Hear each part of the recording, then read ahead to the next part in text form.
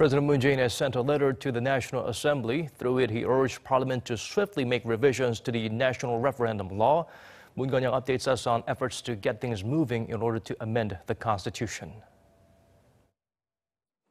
South Korean President Moon Jae-in sent his first executive letter to the National Assembly on Friday, pressing the parliament to quickly revise the law on national referendums that was declared unconstitutional back in 2014. The move today is in line with the Blue House Chief of Staff's news conference 2 days ago. Leaving the National Referendum Law as unconstitutional is itself an act of challenge to the people's constitutional right and a serious damage to direct democracy guaranteed by our Constitution. In his letter delivered by the President's Senior Secretary for Political Affairs to the Secretary General of the unicameral House, President Moon expresses worry that we may see a situation where the public would not be able to vote on a constitutional change, even if the political parties came up with a single great bill for a constitutional amendment. South Korea is seeking to amend the Constitution, which was last revised more than 30 years ago, and put the revision bill up for a public vote during the June 13th local elections.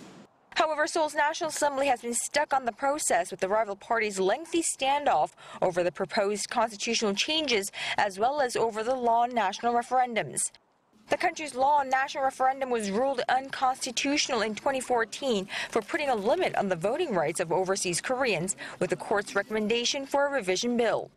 The political parties missed the 2015 deadline to revise the act, leaving the law null and void since 2016, which means even if the political parties do agree and come up with a single constitutional revision bill, the people will not be able to vote on it.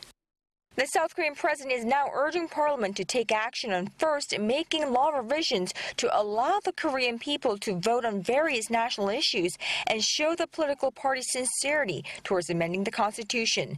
This as he puts his foot down on carrying out his campaign pledge to put a constitutional revision bill to a referendum in tandem with the June 13th local elections. Moon Connyoung, Arirang News, the Blue House.